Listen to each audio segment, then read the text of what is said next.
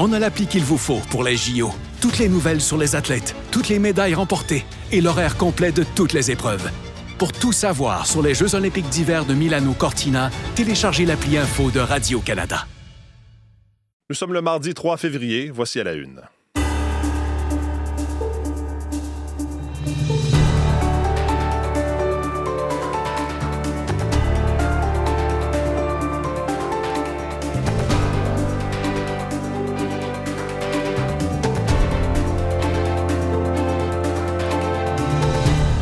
Bonjour, bon début de journée, bon mardi. Bienvenue à l'émission. Mathieu Bellumeur au microphone. Content de vous retrouver ce matin. Merci d'être des nôtres en ce début de journée. Une journée qui sera marquée par cette rentrée à l'Assemblée nationale à Québec. Retour donc des députés dans un contexte pour le moins particulier, alors qu'une course à la succession pour succéder à François Legault. La prochaine personne va être non seulement chef de la coalition Avenir Québec, mais également premier ministre ou première ministre du Québec. Là, pour l'instant, on parle d'une lutte à deux entre Christine Fréchette et Bernard Drainville. C'est aussi le retour de Marois Risky à l'Assemblée nationale chez les libéraux. Les libéraux également qui se cherchent aussi un nouveau chef. Mais donc, Marois Risky sera de retour et ça survient au moment où il y a eu publication hier, vous avez peut-être vu ça, de documents de cour où elle donne sa version des faits dans le cadre du congédiement de Geneviève Hintz, qui était donc la chef de cabinet du chef libéral. On va y revenir d'ailleurs avec Jean-Philippe Robillard, mais c'est clairement ce qui va accaparer une grande partie de l'actualité aujourd'hui. Sinon, l'équipe est en studio déjà. Marie-Michel Borduas aux actualités culturelles. Bonjour. Bonjour. Jean-François Tremblay au... Paradis, par contre. Paradis. Jean-François Paradis. On l'aime bien, mais ce n'est pas moi. Mais c'est pas lui. Jean-François Paradis, pardon. On se passe. Salut Jean-François. Et Véronique Méran à la météo. Bonjour Véronique. Alors, aux actualités culturelles, vous allez nous revenir un peu plus tard à l'émission avec un duo, disons, improbable, ou en tout cas qu'on n'a pas vu venir. Oui, sur papier, en tout cas, on prévoyait pas ça. Un artiste de la Colombie-Britannique, une autre du Québec. C'est une rencontre qui s'est faite lors du Gala des prix Juno l'an dernier. Et puis, ce sera une reprise d'un des artistes, en français cette fois, dans une version faite par la deuxième artiste. Je vous lance ça comme ça, okay. Je vous donne tous les détails. Je comprends qu'on ne sait pas c'est qui les artistes, à moins de vous écouter tantôt. Et voilà. OK, une bonne façon de retenir l'attention, c'est bon. À la météo, vous allez tout devoir nous dire. Par contre, Véronique, une journée plutôt calme. Calme quand même, ça fait du bien. Encore du soleil? Oui, un petit peu ce matin, mais on a eu quand même pas mal hier. C'était magnifique, finalement. Aujourd'hui, plus dans l'est du Québec. Le sud, on va le perdre tranquillement au cours de la matinée. Mais c'est pas une vilaine journée, là. C'est un ciel qui va devenir en mélange soleil-nuage. La neige s'en vient. Il y en aura peu, mais quand même, ça va entrer par la porte de l'ouest. Alors, les gens de l'Abitibi, vous en aurez dès ce matin avec 1 centimètre ou 2 de possible. Ça touchera l'Outaouais, les Laurentides en après-midi, fin de journée. Là aussi, 1 centimètre ou 2. Et on rejoindra les régions les plus au sud, centre du Québec, au cours de la soirée de la nuit prochaine. Même chose, pas plus qu'1 centimètre ou 2. Les températures se maintiennent. C'est du moins 6, moins 8 degrés, moins 10 dans la région de Québec la nuit prochaine, moins 8 Montréal, moins 10, moins 13 en secteur montagneux, moins 14 en Estrie. Donc, tranquillement, là, ça remonte un peu, c'est plus confortable. Et mercredi, on aura encore peut-être quelques flocons au petit matin. Ça devrait cesser en mi-journée vers Québec. Et par la suite, le ciel qui redevient variable. On maintient le moins 5, moins 8 au thermomètre. Ce sera un peu plus près de moins 8, moins 10 jeudi, avec un système plus structuré qui s'en vient pour la fin de la semaine, mais je parle de vendredi matin. Donc, vendredi matin, il y aura un peu de neige. On peut parler de quelques centimètres. Donc, un peu plus qu'un 2, mais encore là, il n'y a pas de grande bordée en vue. On a dit un soleil plus généreux pour l'est du Québec. Ce sera le cas aujourd'hui. Les températures oscilleront pour le Saguenay, le Lac-Saint-Jean, le Bas-Saint-Laurent entre moins 9 et moins 13. Toujours un peu plus doux. Cette parenthèse de douceur-là est plus prononcée vers la Gaspésie, la Côte-Nord. Moins 3, moins 5 aujourd'hui, c'est ce qu'on aura avec pas mal de soleil pour ces régions. En territoire ontarien, c'est plus froid, mais quand même ensoleillé sur la portion nord. On a un peu plus de nuages vers le centre. Possibilité de flocons également. Température de moins 10, moins 11. Moins 3, moins 5, Toronto-Windsor. Sous les nuages, quelques averses de neige encore, 1 centimètre ou 2 du côté d'Ottawa, mais c'est pas impossible qu'il y ait encore quelques éclaircies tôt ce matin. Les températures remontent à près de moins 4 degrés. Le printemps se poursuit dans l'ouest, entre autres pour l'Alberta, avec des températures dignes du mois d'avril, encore une fois. 5 degrés à Edmonton, 9 à Calgary. Et c'est demain qu'on aura la quinzaine de degrés, un peu plus. Je voyais des maximums autour de 17 degrés. Ça, c'est 10, 12 degrés au-dessus des valeurs de saison. Donc, ça se poursuit, cette douceur-là, en Alberta seulement, sous un ciel variable. Vancouver, on a mis de côté les grandes précipitations. C'est plutôt de la bruine et des nuages au menu aujourd'hui. Température autour de 10 à 13 degrés. Regina, ça se réchauffe, 0, point de congélation. nuages, quelques flocons fondants et un petit peu de neige dans le secteur de Winnipeg. Sud du Manitoba, les températures un peu plus hivernales, près de -9, c'est quand même dans les moyennes pour cette période-ci de l'année.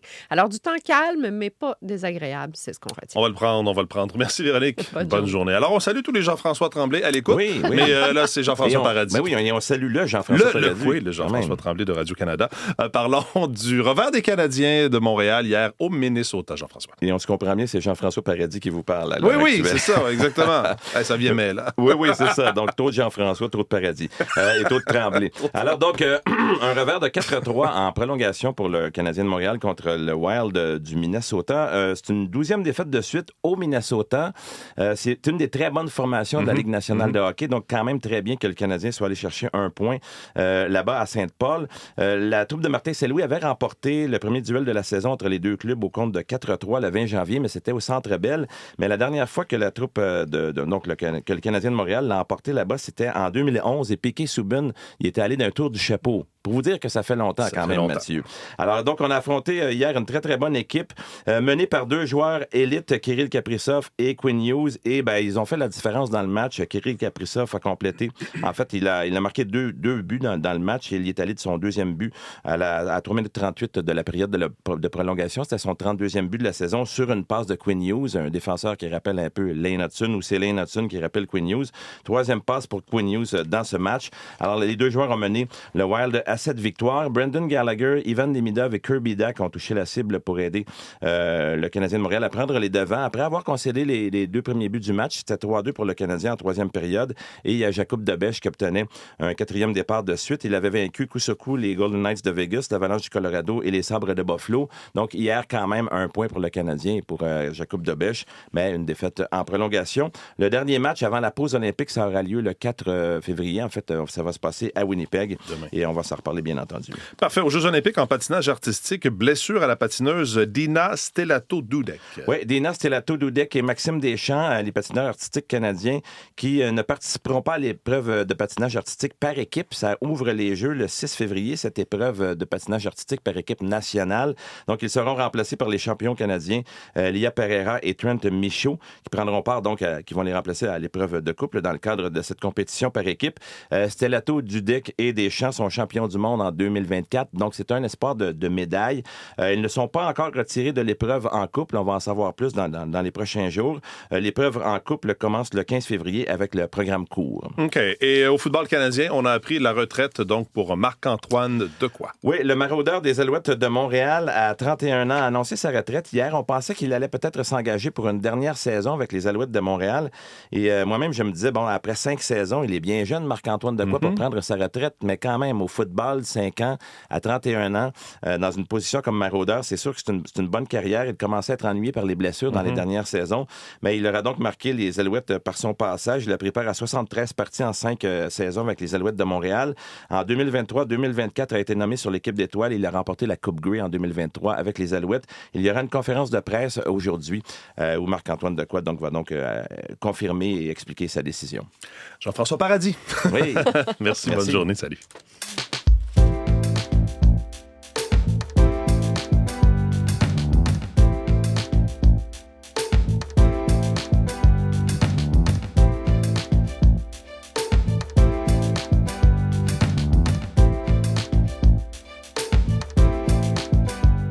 À la une des différents quotidiens de ce matin, il est beaucoup question de cette rentrée parlementaire sous différentes formes, mais je commence par Le Devoir.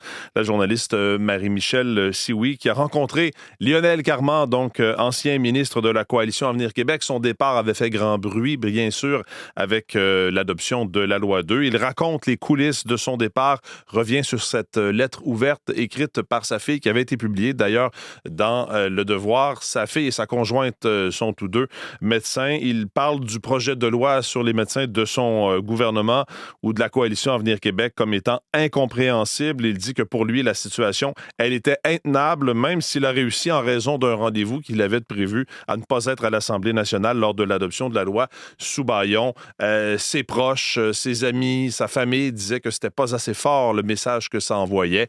Et lorsque sa fille a décidé, au départ, elle avait dit qu'elle allait écrire la lettre de façon anonyme ou donner finalement le nom d'une collègue, faire signer sa lettre par le nom d'une collègue, mais finalement, c'est elle qui a décidé de publier avec son nom sa lettre. D'ailleurs, Lionel Carman dit qu'il l'a appelée, qu'il l'a félicité, qu'il était fier d'elle, mais elle lui a montré la porte. C'est ce qu'il dit essentiellement dans l'article. À la suite de cette lettre-là, c'est venu clair qu'il devait démissionner. Donc, revient sur ces événements-là. C'est en une du Devoir de ce matin. Le Journal de Montréal revient sur la rentrée parlementaire et le retour à l'Assemblée nationale de Marois Risky. Jean-Philippe Robillard sera avec nous pour nous en parler. Autre nouvelle qui a retenu mon attention. En santé, nos ados vont de plus en plus mal, titre le Journal de Montréal, des urgences psychiatriques à Montréal et Québec qui sont débordées en raison du nombre accru de jeunes qui doivent être hospitalisés pour de graves enjeux de santé mentale. Il y a 10 ans, dit une médecin dans l'article, c'était rare de voir des jeunes filles de moins de 13 ans. Maintenant, on voit beaucoup de consultations pour des enfants de moins de 10 ans. Et à Québec, l'urgence psychiatrique du CHUL vit actuellement une pression importante, particulièrement en pédopsychiatrie. C'est ce que confirme le Centre intégré de santé et de services sociaux de la capitale nationale. Article à lire en une, donc, du Journal de Montréal de ce matin. Déjà un 6e cette année, un 6e féminicide présumé. C'est la une de la presse plus de ce matin. À Brossard, donc, la ville au sud de Montréal qui est secouée par un nouveau féminicide présumé. Ce serait le 6e au Québec en un mois. Un homme aurait tué sa conjointe avant de se donner la mort. Encore une fois, l'homme avait été violent envers sa femme dans le passé.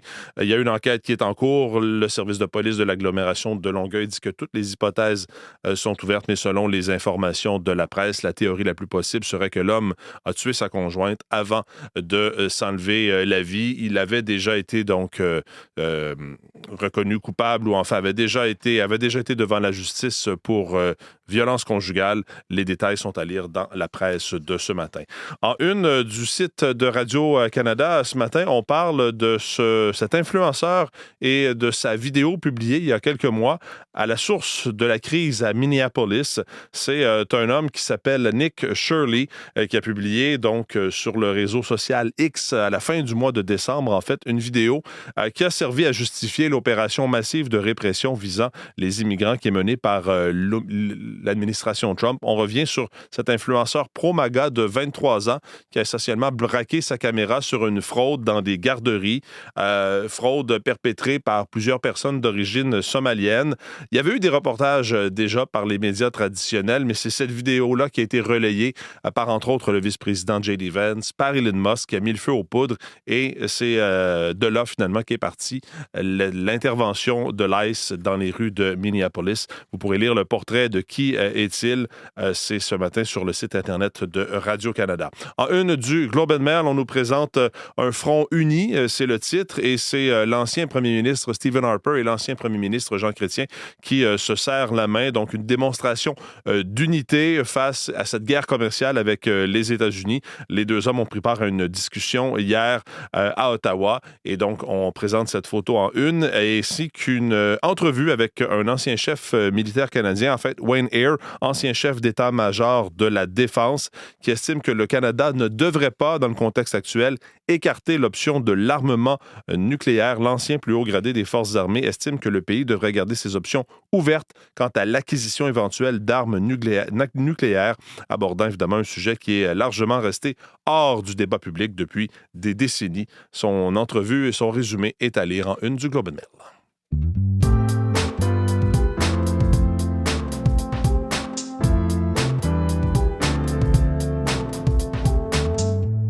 Jean-Philippe Robillard est de retour en studio avec nous. Bonjour Jean-Philippe. Bonjour Mathieu. Oui, jour de rentrée parlementaire à l'Assemblée nationale. Les députés seront de retour alors que on s'approche toujours un peu plus de ces élections l'automne prochain. Retour également de la députée libérale Marois Risky. Oui. C'est sûr qu'il y aura beaucoup d'attention là-dessus. Elle a entraîné toute une crise au Parti libéral. Ça a amené ultimement au départ de Pablo Rodriguez. Et puis on en sait un petit peu plus sur sa version des faits. Oui, parce que jusqu'à hier, vous le savez, Mathieu, Marois Risky avait gardé le silence. On ne connaissait pas toutes les raisons qui l'avaient poussé à congédier sa chef de cabinet, Geneviève Hintz. Mais maintenant, on en sait un peu plus. On comprend un peu mieux ce qui s'est passé dans un document judiciaire qui a été déposé et dont Radio-Canada a obtenu copie. Mes collègues ont obtenu copie. Marois Risky reproche à son ancienne chef de cabinet d'avoir voulu contourner les règles de l'Assemblée nationale, Mathieu, les règles d'éthique. Elle soutient que Geneviève Hintz aurait tenté d'utiliser des fonds publics réservés à l'aile parlementaire de l'opposition officielle, c'est-à-dire le Parti libéral à Québec, pour embaucher du personnel pour Pablo Rodriguez, qui, lui, il faut s'en souvenir, n'était pas élu à ce moment-là. Dans le document, on comprend que Mme Hintz aurait voulu utiliser des ressources parlementaires à des fins partisanes, qu'elle aurait tenté de le faire à plusieurs reprises, même si elle aurait été rappelée à l'ordre. Et c'est ce qui aurait, en fait, c'est ce qui a entraîné son congédiement là, en novembre dernier. Bien sûr, c'est la version des faits de Marois Risky. Là, et ce sont des allégations là, pour le moment. Ça. Contenu dans un document de cours. Des allégations, d'ailleurs, démenties par Geneviève Hintz. Oui, mes collègues ont tenté de la joindre hier et dans une brève déclaration qu'elle nous a fait parvenir, Geneviève Hintz écrit, et je la cite, « Je dément formellement sa version des faits et je déposerai ma réponse en temps opportun. » Et je vous rappelle que Mme Hintz, elle poursuit son Marois Risky, son ancienne patronne, pour $1,5 million pour avoir nui, entre autres, à sa réputation. Alors, c'est vraiment dans ce contexte-là, aujourd'hui, Mathieu, que Marois Risky, donc, revient à l'Assemblée nationale. Elle, il faut le rappeler, qui a été exclue du caucus du Parti libéral par l'ancien chef, Pablo Rodriguez. Alors, il faudra voir si le prochain chef, qui sera probablement Charles Milliard, va la réintégrer au sein du caucus. Mais ce qu'on semble comprendre à Québec, c'est que c'est un retour, ou ce retour dans le caucus là, qui ne ferait pas l'unanimité auprès de ses collègues. Et on attend également, vous en souvenez, là, cette enquête qui avait été déclenché là, par le parti en décembre dernier sur les pratiques de financement, justement pendant la dernière course à la chefferie, celle qui avait couronné là, Pablo Rodriguez. Donc, on attend les résultats là, de cette enquête-là. Pardon, prochaine. Oui, voilà. Et bon, retour à l'Assemblée nationale, ça se fait aussi dans ce contexte de la course à la direction à François Legault, bien sûr, à la Coalition Avenir Québec. Et donc, il y a tous ces appuis qu'on a vus et entendus au cours des dernières semaines. Ça va quand même donner un contexte assez particulier. Oui, clairement. Donc, il y a cette course au Parti libéral du Québec et puis il y a cette course, donc, à la succession de François Legault. Une course, on le sait, entre Christine Fréchette et Bernard Drinville. Et ça va assurément teinter les travaux parlementaires, même si on nous dit que que l'action gouvernementale ne sera pas paralysée par cette course, parce que d'ici les élections générales qui seront au mois d'octobre, c'est-à-dire dans 9 mois, le gouvernement, semble-t-il, veut continuer de faire adopter des projets de loi. Et on a également appris, en terminant hier, qu'un autre ministre quitte le navire, donc le ministre des Transports, Jonathan Julien, qui va terminer son mandat, mais qui ne se représentera pas aux prochaines élections, c'est-à-dire aux élections du mois d'octobre. Merci Jean-Philippe. Merci, au revoir.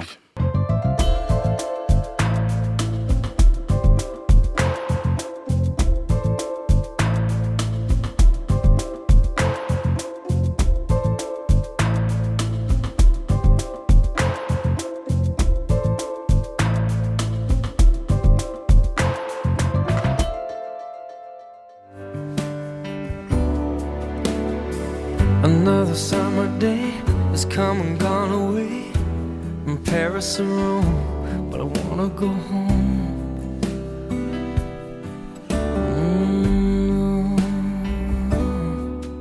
Michael Bublé, Marie-Michel, qui est de retour en studio avec nous. Michael Bublé, que l'on entend, qui reprend cette chanson Home en duo.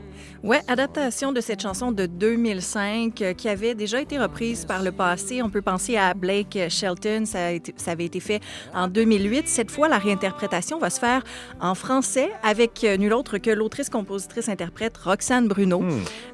Sur papier, on se dit, mais qu'est-ce qui peut rapprocher ces deux-là? Bien, ils se sont rencontrés au Gala des prix Juno en mars dernier. dernier. Michael Bublé animait la soirée. Roxane Bruno avait pris part au numéro d'ouverture.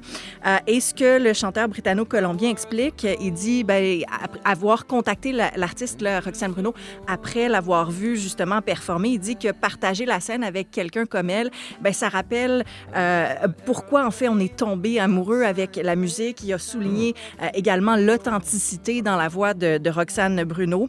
Donc, version francophone de Home, ça va être une relecture qui a été proposée par Roxane Bruno. Donc, on va entrer dans son univers. Chanson qui va nous sortir dans quelques jours, le 13 février.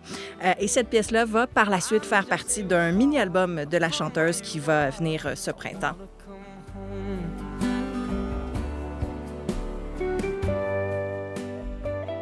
Il y a eu de beaux mots, de beaux compliments pour Roxane Bruno, Michael Bublé. Donc, un peu plus tard ce mois-ci, on va pouvoir entendre cette chanson-là. On va changer de registre, parler du boys band sud-coréen BST. C'est un retour qui ne passe pas inaperçu. Oh non, ça va se faire, ça, en grande pompe, ce concert après un premier concert après 3 ans, un peu plus de 3 ans d'absence. Leur dernier était en 2022. Et là, la plateforme de diffusion de Netflix annonce aujourd'hui qu'elle va diffuser ce concert-là en direct. Concert qui va être diffusé donc le 21 mars dans plus de 190 pays. Les 7 membres du groupe de K-pop avaient annoncé déjà leur retour début janvier. Eux qui ont dû mettre leur carrière musicale sur pause le temps de faire leur service militaire. C'est obligatoire en Corée du Sud pour les hommes de moins de 30 ans. Donc, ce concert-là va également précéder une méga tournée de 70 dates. Ça inclut un arrêt au Canada, 2 concerts les 22 et 23 août à Toronto. Et question de se mettre dans l'ambiance, ne boudons pas notre plaisir. Un petit rappel succès de 2020, Dynamite.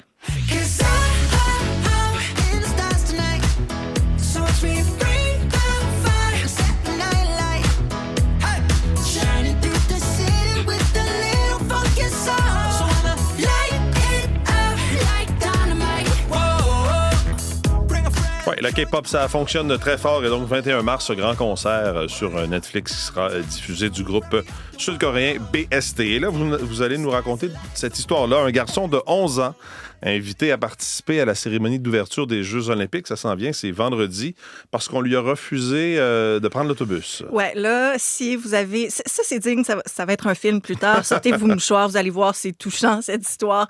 Le petit Ricardo, déjà là. Il n'a pas pu prendre donc son autobus pour rentrer de l'école à la maison la semaine dernière parce que lui avait un billet régulier. Et là, à cause des Jeux olympiques dans la région de Cortina d'Ampezzo, on a décidé qu'on montait les prix. Alors, il est arrivé avec son billet régulier. Ça n'a pas fonctionné pour pouvoir rentrer. Donc, les billets, les prix sont passés d'environ 4 $ à 16 $ pour vous donner une idée. Ouais. Et donc, le jeune avait été obligé de marcher 6 km dans la neige pour retourner à la maison. Ça a vraiment touché toute la région. Le chauffeur d'autobus qui s'était senti mal par la suite de lui avoir refusé l'accès, qui avait téléphoné à la famille. Et là, le comité organisateur des Jeux olympiques s'est dit, tiens, c'est une belle petite histoire touchante. Pourquoi pas inclure ce jeune garçon dans notre spectacle? Ce qu'on dit du côté du comité organisateur, c'est que ce sera un rôle symbolique. Hier, c'était pas encore défini qu'est-ce qu'il allait faire. On est à quelques jours de la cérémonie, 6 février. Alors, ce sera à voir quel rôle aura ce garçon. Donc, le petit Ricardo qui a raté son autobus, en tout cas, on lui a refusé parce qu'il n'avait pas le bon billet. Maintenant, va se retrouver quand même sur la scène mondiale pendant l'ouverture des Jeux olympiques. Intéressant. Merci beaucoup, Marie-Michel. Bonne journée. Voilà pour cette édition d'À la Une. Vos équipes du matin prennent le relais dans les prochaines secondes. Bonne journée.